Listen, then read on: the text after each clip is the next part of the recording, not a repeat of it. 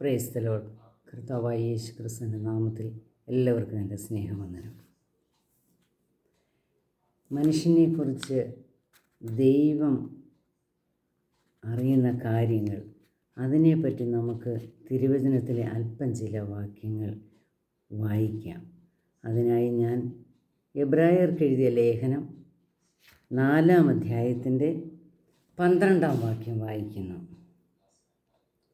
ദൈവത്തിൻ്റെ വചനം ജീവനും ചൈതന്യമുള്ളതായി ഇരുവായുത്തലയുള്ള ഏത് വാളിനേക്കാളും മൂർച്ചയേറിയതും പ്രാണനെയും ആത്മാവിനെയും സന്ധിമജ്ജകളെയും വേർവിടുവിക്കും വരെ തുളച്ചു ചെല്ലുന്നതും ഹൃദയത്തിലെ ചിന്തനങ്ങളെയും ഭാവങ്ങളെയും വിവേചിക്കുന്നതുമാകുന്നു. ദൈവത്തിൻ്റെ വചനം ജീവനുള്ള വചനമാണ്. അത് ചൈതന്യം തരുന്നതാണ്. ജീവിതത്തിൽ വ്യത്യാസങ്ങൾ, മാറ്റങ്ങൾ തരുന്നതാണ്. അത് ഏത് വാളിനേക്കാളും മൂർച്ചയേറിയതാണ്. അത് ഹൃദയത്തിലെ ചിന്തനങ്ങളെയും ഭാവങ്ങളെയും വിവേചിക്കുന്നതുമാണ് ദൈവത്തിൻ്റെ തിരുവചനം. സങ്കീർത്തനങ്ങൾ 44-ന്റെ 21-ാം വാക്യം ഇപ്രകാരം പറയുന്നു: ഹൃദയത്തിലെ രഹസ്യങ്ങൾ ദൈവം അത് ശോധന ചെയ്യാതിരിക്കുമോ? അവൻ ഹൃദയത്തിലെ രഹസ്യങ്ങളെ അറിയുന്ന ദൈവമാണ്. സങ്കീർത്തനങ്ങൾ 94-ന്റെ 11-ാം വാക്യം മനുഷ്യരുടെ വിചാരങ്ങൾ മായയെന്ന് യഹോവയെ അറിയുന്നു. സഭാപ്രസംഗിയുടെ പുസ്തകം 1-ാം അധ്യായത്തിൽ സഭാപ്രസംഗി പറയുന്നുണ്ട്: ഹാ മായ, സകലവും മായ എത്രയെന്ന്. നാം ഈ ലോകത്തിൽ ജീവിക്കുമ്പോൾ ഈ ലോകത്തിൽ കാണുന്നത്, മനുഷ്യൻ നേടിയെടുക്കുന്നത്, മനുഷ്യൻ്റെ അധ്വാനം, ഈ ലോകത്തിൽ കാണുന്നത് സകലതും മായ എന്ന് തിരുവചനം നമ്മെ പഠിപ്പിക്കുന്നുണ്ട്. നമ്മുടെ അധ്വാനവും നമ്മുടെ പ്രയത്നങ്ങളും സകലതും മായയാണെന്ന് സഭാപ്രസംഗി തിരുവചനത്തിൽ പറയുന്നുണ്ട്. സഭാപ്രസംഗി സദൃശ്യവാക്യങ്ങൾ 5-ാം അധ്യായത്തിൻ്റെ 21-ാം വാക്യം: മനുഷ്യൻ്റെ വഴികൾ യഹോവയുടെ ദൃഷ്ടിയിലിരിക്കുന്നു, അവൻ്റെ നടപ്പൊക്കെയും യഹോവ തൂക്കി നോക്കുന്നു. നമ്മുടെ വഴികളെല്ലാം യഹോവയുടെ ദൃഷ്ടിയിലിരിക്കുന്നു. നമ്മുടെ വഴികളും പ്രവൃത്തികളും എല്ലാം നമ്മുടെ ദൈവം തൂക്കി നോക്കുന്ന ദൈവമാണ്. അതിനെ ഒരു തിരുവചനം വായിക്കാം. യെശയ്യാ പ്രവാചകൻ്റെ പുസ്തകം 66-ന്റെ 18-ാമത്തെ വാക്യം: പ്രവൃത്തികളും വിചാരങ്ങളും. ഞാൻ അവരുടെ പ്രവൃത്തികളും വിചാരങ്ങളെയും അറിയുന്നു. ഞാൻ സകല ജാതികളെയും ഭാഷക്കാരെയും ഒന്നിച്ചു കൂട്ടുന്ന കാലം വരുന്നു. അവർ വന്ന് എൻ്റെ മഹത്വം കാണും എന്നാണ് തിരുവചനം പറയുന്നത്.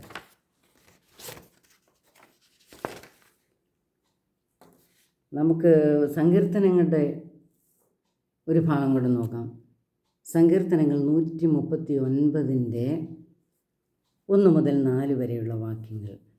അവിടെ ദാവീദ് ദൈവത്തോട് പറയുന്നതാണ് ആ തിരുവചനങ്ങൾ.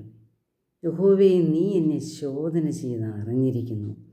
ഞാൻ ഇരിക്കുന്നതും എഴുന്നേൽക്കുന്നതും അങ്ങ് അറിയുന്നു. എൻ്റെ നിരൂപണം അങ്ങ് ദൂരത്തു നിന്ന് ഗ്രഹിക്കുന്നു. എൻ്റെ നടപ്പും കിടപ്പും അങ്ങ് ശോധന ചെയ്യുന്നു. എൻ്റെ വഴികളൊക്കെയും നിനക്ക് മനസ്സിലായിരിക്കുന്നു. യഹോവേ, നീ മുഴുവനും അറിയാതെ ഒരു വാക്കും എൻ്റെ നാവിന്മേലില്ല. ദാവീദ് ദൈവത്തോട് പ്രാർത്ഥിക്കുന്നതാണ്: യഹോവ അങ്ങനെ ശോധന ചെയ്ത് അറിഞ്ഞിരിക്കുന്നു. എൻ്റെ നടപ്പും എൻ്റെ ഇരിപ്പും എൻ്റെ കിടപ്പും നന്നായി ശോധന ചെയ്തറിയുന്ന ഒരു ദൈവം എനിക്കുണ്ട്.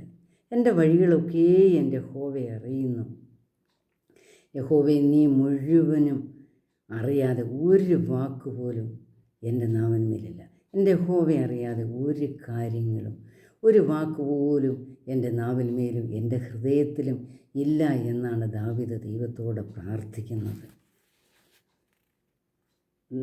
എന്നിട്ട് ദൈവത്തോടെ ദാവീദ് പറയുകയാണ്: അവിടുത്തെ ആത്മാവിനെ ഒളിച്ച് ഞാൻ എവിടെ പോകും എന്നാണ്. ദൈവത്തിൻ്റെ ആത്മാവിനെ ഒളിച്ച് ഞാൻ സ്വർഗത്തിൽ പോയാൽ അവിടെ എൻ്റെ ദൈവം എന്നോട് കൂടെയുണ്ട്. പാതാളത്തിൽ ഞാൻ പോയാൽ അവിടെ എൻ്റെ ദൈവം എന്നോട് കൂടെയുണ്ട്. സമുദ്രത്തിൻ്റെ അറ്റത്ത് ചെന്ന് ഞാൻ പാർത്താൽ അവിടെയും എൻ്റെ ദൈവത്തിൻ്റെ വലങ്കൈ എന്നെ പിടിക്കും. ഇരുട്ടെന്നെ മൂടിക്കളയട്ടെ എന്ന് പറഞ്ഞാൽ പോലും ഇരുട്ടെനിക്ക് മറവായിരിക്കുകയില്ല. ആ വെളിച്ചമാകുന്ന യഹോവ എപ്പോഴും എന്നോട് കൂടെയുണ്ട് എന്നാണ് ദാവീദ് പറയുന്നത്. നമുക്ക് തിരുവചനം ഒരു വാക്യം കൂടെ വായിക്കാം. ഹൃദയത്തിലെ കപടത. അതിനായി നമുക്ക് യിരെമ്യാ പ്രവാചകൻ്റെ പുസ്തകം 17-ാം അധ്യായത്തിൻ്റെ 9-10 വാക്യം. ഹൃദയം എല്ലാറ്റിനേക്കാളും കപടവും വിഷമവുമുള്ളത്, അത് ആരാഞ്ഞറിയുന്നവൻ ആർ? അവിടെ ഒരു ക്വസ്റ്റ്യൻ മാർക്കാണ്. ഹൃദയം എല്ലാറ്റിനേക്കാളും കപടവും വിഷമവുമുള്ളത്. ആ നമ്മുടെ ഹൃദയത്തെ ആരാഞ്ഞറിയുന്നവൻ ആർ എന്ന് അവിടെ ഒരു ക്വസ്റ്റ്യൻ മാർക്കാണ്. അപ്പോൾ അടുത്ത വാക്യം പറയുന്നു, യഹോവയായ ഞാൻ ഹൃദയങ്ങളെ ശോധന ചെയ്ത് അന്തരംഗങ്ങളെ പരീക്ഷിച്ച് ഓരോരുത്തരും അവനവൻ്റെ നടപ്പിനും പ്രവൃത്തിയുടെ ഫലത്തിനും തക്കവണ്ണം കൊടുക്കുന്നു. എൻ്റെ പ്രിയപ്പെട്ട സഹോദരങ്ങളെ, ആ വാക്യം എത്രയോ അർത്ഥവത്താണ്. നാം ഒന്ന് ശ്രദ്ധിച്ച് വായിക്കണം അത്. ആ വചനം, ഹൃദയം എല്ലാറ്റിനേക്കാളും കപടമുള്ളതാണ്. എന്നിട്ട് യഹോവ പറയുകയാണ്, ഞാൻ ഹൃദയങ്ങളെ ശോധന ചെയ്ത് അന്തരങ്ങളെ പരീക്ഷിച്ച് ഓരോരുത്തരും അവനവൻ്റെ നടപ്പിനും പ്രവൃത്തിക്കും തക്കവണ്ണം പ്രതിഫലം കൊടുക്കുമെന്നാണ് യഹോവ പറയുന്നത്.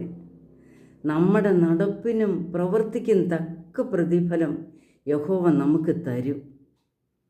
നാം ഈ ലോകത്തിൽ ജീവിക്കുമ്പോൾ നമ്മുടെ നടപ്പും നമ്മുടെ പ്രവൃത്തിയും നന്നായി അറിയുന്ന ദൈവമുണ്ട്. ഉൽപ്പത്തി പുസ്തകം 6-ാം അധ്യായത്തിൻ്റെ 5-ാമത്തെ വാക്യം ഇപ്രകാരം പറയുന്നു, ഭൂമിയിൽ മനുഷ്യൻ്റെ ദുഷ്ടത വലിയതെന്നും അവൻ്റെ ഹൃദയവിചാരങ്ങളുടെ നിരൂപണമൊക്കെയും എല്ലാം ഇപ്പോഴും ദോഷമുള്ളതത്രേ എന്നും യഹോവ കണ്ടു. അപ്പം മനുഷ്യൻ്റെ ഹൃദയവിചാരങ്ങൾ എപ്പോഴും ദോഷമുള്ളതത്രേ എന്ന് യഹോവ കണ്ടത്. പ്രിയ ദൈവമക്കളെ, നമ്മുടെ ഹൃദയവിചാരങ്ങൾ, നമ്മുടെ നടപ്പും നമ്മുടെ പ്രവൃത്തികളും നാം ഒന്ന് നോക്കണം. ദൈവത്തിന് പ്രസാദമുള്ളതാണോ? ദൈവത്തിൻ്റെ ഹിതമാവണ്ണമാണോ? ദൈവം എൻ്റെ നടപ്പിൽ എൻ്റെ ദൈവത്തിൻ്റെ സാന്നിധ്യം എന്നോട് കൂടെയുണ്ടോ എന്ന് നാം തിരിച്ചറിയുന്നുണ്ടോ? നമ്മുടെ നടപ്പിനും പ്രവൃത്തിക്കും തക്കവണ്ണം പ്രതിഫലം തരുന്ന ഒരു ദൈവമുണ്ട് എന്ന് നാം നന്നായി മനസ്സിലാക്കണം. ഈ ലോക ജീവിതത്തിൽ അകൃത്യങ്ങൾ പെരുകുന്ന ഈ ലോകത്തിൽ നമ്മുടെ നടപ്പിനെ ക്രമപ്പെടുത്തണം. നമ്മുടെ നടപ്പിനെ ദൈവത്തിൻ്റെ വചനം പറയുന്നുണ്ട്, നാം നന്മ ചെയ്താൽ നന്മ കൊയ്യും, തിന്മ ചെയ്താൽ തിന്മ കൊയ്യും. നാം എന്ത് വിതയ്ക്കുന്നോ അതാണ് നാം കൊയ്യുന്നത്. നാം നന്മ ചെയ്യുകയാണെങ്കിൽ നമുക്ക് നന്മ കിട്ടും. മറിച്ച് നാം തിന്മയാണ് ചെയ്യുന്നതെങ്കിൽ തീർച്ചയായും തിന്മ നമുക്ക് പ്രതിഫലം വരും. തിന്മ തന്നെ നാം കൊയ്യും. നാം എന്ത് വിതയ്ക്കുന്നോ അത് തന്നെയാണ് നാം കൊയ്യുന്നത്. ഈ ലോകത്തിൽ നാം നന്മ ചെയ്യുന്നവരായിരിക്കണം. നാം നല്ല വഴികളിൽ നടക്കുന്നവരായിരിക്കണം. ദൈവത്തെ ഭയപ്പെട്ട് ദൈവത്തിൽ ആശ്രയിച്ച് ദൈവത്തിൻ്റെ ഹിതപ്രകാരം ദൈവത്തെ മാത്രം ആശ്രയിച്ച് നാം ഓരോ ദിവസം ജീവിക്കാൻ ദൈവം നമുക്ക് കൃപ തരട്ടെ എന്ന് പ്രാർത്ഥിച്ചുകൊണ്ട് നിർത്തുന്നു. ഈ വചനങ്ങളാൽ ദൈവം നമ്മെ അനുഗ്രഹിക്കട്ടെ. ആമേൻ.